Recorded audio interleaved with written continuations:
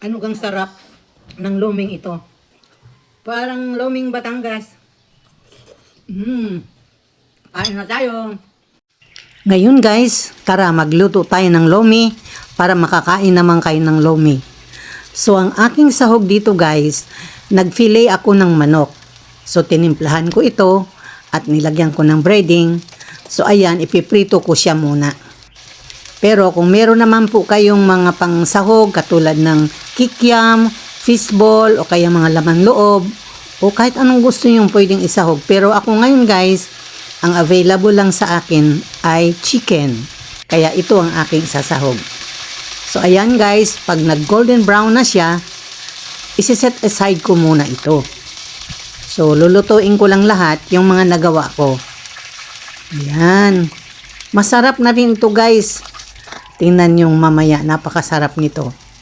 So ayan, lahat na ay piprituhin ko muna para mas masarap, maraming sahog. Pwede ng pang-ulam, pwedeng merienda, pwedeng partneran nyo ng kanin, o pwedeng plain na lang, ganito. So doon sa mantika na pinagprituhan natin, magpiprito ako guys ng maraming bawang. Kasi ang iba nito guys, itatoppings natin. Masarap kasi pag maraming bawang ang lomi. So ayan, na-set aside ko na yung iba at nagpalit ako ng malaking kawali. So ilalagay ko yung ibang bawang dyan na luto na at maglalagay ako ng sibuyas. So ayan, gisa-gisahin natin.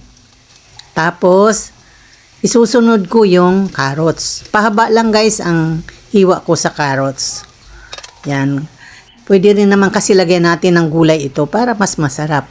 So ayan, naglagay ako ng toyo. Naglagay din ako ng oyster sauce. At naglagay din ako ng paminta. So ayan. Pwede na yan guys ang panglasa natin. Kung kulang, maglagay na lang ng dagdag na pangalat. Naglagay din ako ng Baguio beans. Ayan. At syempre maglalagay ako ng cabbage. Yung repolyo. So, lutuin ko lang itong mga gulay. At pagkatapos, naglagay guys ako yung onion na yung sa puno. Yung onion leaves. At nilagay ko na guys yung ating piniritong manok. At isinunod ko na yung ating Mickey. Yung Mickey guys, nabibili yan sa palengke. Mura lang naman. Kalahating kilo lang yung ginamit ko at naglagay ako ng sabaw, yung pinagpakuluan ko nung mga buto ng ginawan ko ng fillet na manok. Pero magdadagdag pa rin ako ng sabaw guys dito kasi masarap yung lomi na masabaw.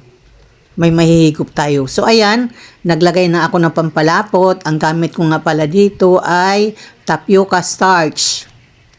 Pwede namang cornstarch guys. So ayan.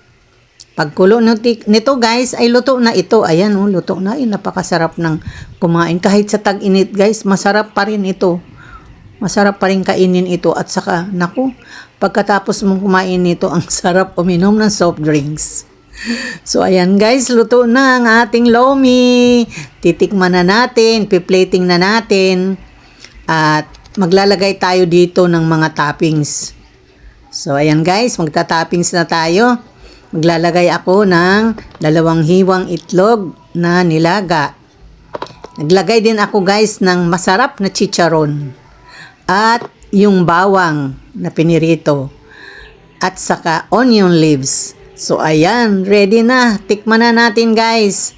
Naku po, napakasarap nito. Parang lomi.